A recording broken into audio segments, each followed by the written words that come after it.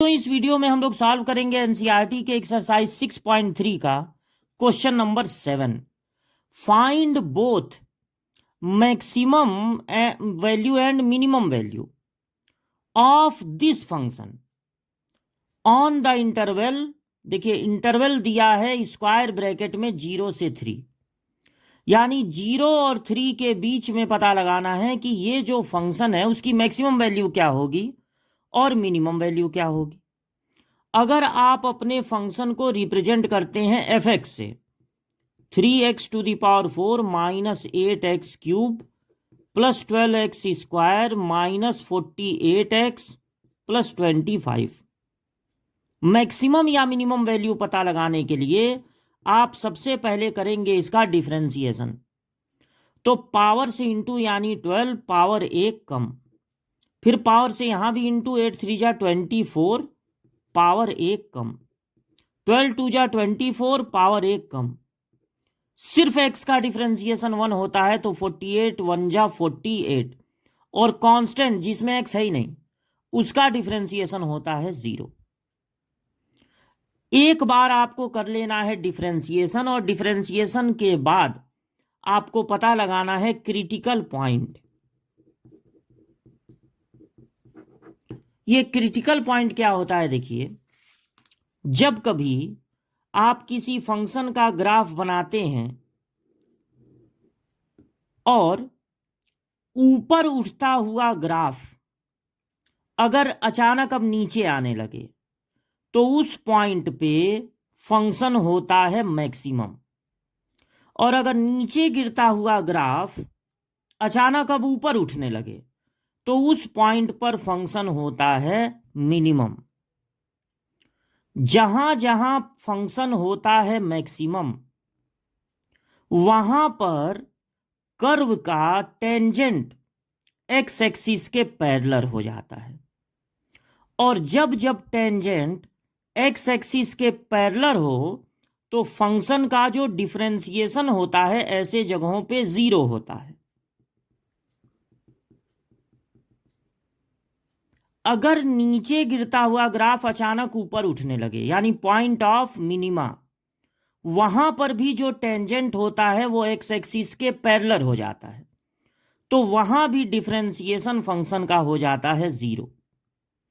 ऊपर उठता हुआ ग्राफ अगर अचानक कहीं से नीचे गिरने लगे तो उस पॉइंट को कहते हैं क्रिटिकल पॉइंट, या नीचे गिरता हुआ ग्राफ अगर कभी ऊपर उठने लगे उस पॉइंट को भी कहते हैं क्रिटिकल पॉइंट। क्रिटिकल पॉइंट का पता लगाने के लिए ये जो डिफरेंशिएशन आता है फंक्शन का उसको कर देते हैं 0 के इक्वल। अब इसको 12x³ minus 24x² plus 24x minus 48, इसको जब 0 के इक्वल करेंगे तो हम देखेंगे सब 12 से डिविजिबल हैं, तो इस पूरे इक्वेशन को 12 से डिवाइड कर दिया जाए तो यहां पर बचेगा x³, 12 2 जा 24, 12 1 जा 12, 12 4 जा 48। अब ये देखिए, ये एक क्यूबिक एक्सप्रेशन है, क्यूबिक एक्सप्रेशन है, और यहां से हमको x की वैल्यू फाइंड करनी है। क्या फाइंड करनी है? x की वैल्यू। अगर हम देखिए यहां पर 2 होगा क्योंकि 12 कॉमन लिए हैं, तो 12 से डिवाइड करेंगे तो यहां 2 बचेगा। अगर हम इसको फैक्टराइज करें तो हमको यहां से x की वैल्यू मिलेगी, तो यहां से x² कॉमन दिख रहा है, देखिए x माइनस 2 बचेगा, यहां से 2 कॉमन दिख रहा है, x माइनस 2 बचेगा। अब x माइनस 2 दोनों में से कॉमन हो जाएगा तो बचेगा x² और प्लस 2। दो चीजों का प्रोडक्ट 0 है, एक बार पहले वाले को 0 करेंगे तो x की वैल्यू 2, एक बार दूसरे वाले को 0 करेंगे तो x² की वैल्यू हो गई माइनस 2। ये हो गया इमेजिनरी, क्योंकि किसी भी नंबर का स्क्वायर कभी निगेटिव नहीं होता, तो ये इमेजिनरी हो गया, इसको छोड़ देंगे।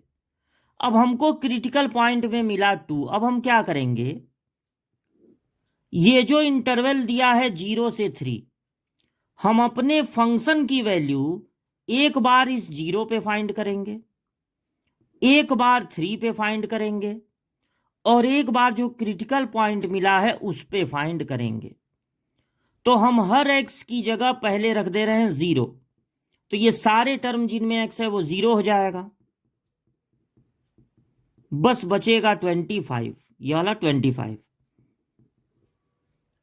अब हम हर x की जगह 3 रखने वाले हैं, तो 3 पे पावर 4 -8 3 का क्यूब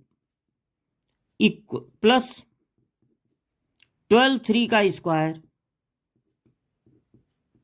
-48 इंटू 3 प्लस हो गया 25।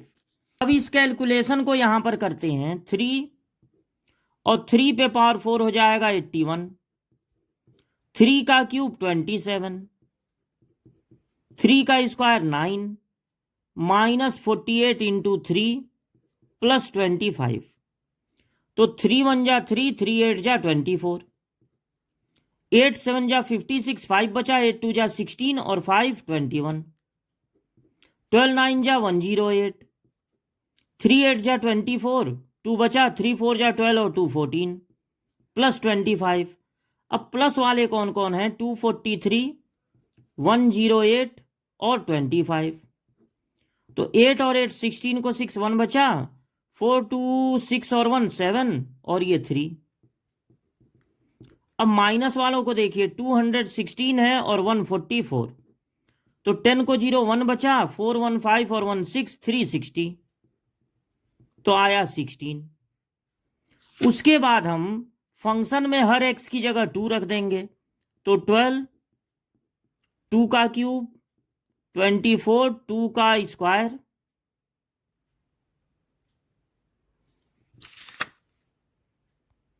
अब ये जो क्रिटिकल पॉइंट आया था 0 रख दिए 3 रख दिए, इसको काट दिए, यहां पे अब रख दिया जाए, वहां जगह नहीं है। तो फंक्शन की वैल्यू 2 पे फाइंड करनी है, तो 3 इंटू होगा, देख लीजिए यहां से फंक्शन 3 इंटू होगा 2 पे पावर 4 -8 इंटू 2 का क्यूब 12 इंटू 2 का स्क्वायर 48 इंटू 2 प्लस 25।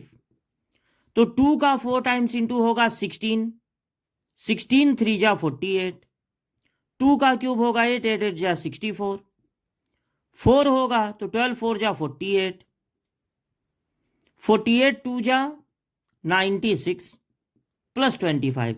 ये देखिए 48 48 मिलके 96 होगा और ये -96 कैंसिल हो गया।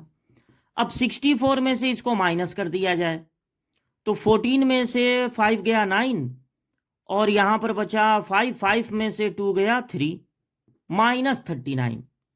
अब इन तीनों में 25 आया है 0 रखने पे, और 3 रखने पे आया है 16, और 2 रखने पर आया है -39। अब इन तीनों में जो सबसे मैक्सिमम वैल्यू है वो है 16, नहीं 25, सॉरी, ये 16 आया, ये 25, और मिनिमम है इन तीनों में -39। तो इस फंक्शन की मैक्सिमम वैल्यू होगी 25 और मिनिमम वैल्यू होगी -39। तो ये यहां से यहां तक सॉल्यूशन है, ये 2 यहां पे ना रख के यहां पे रख दिए हैं।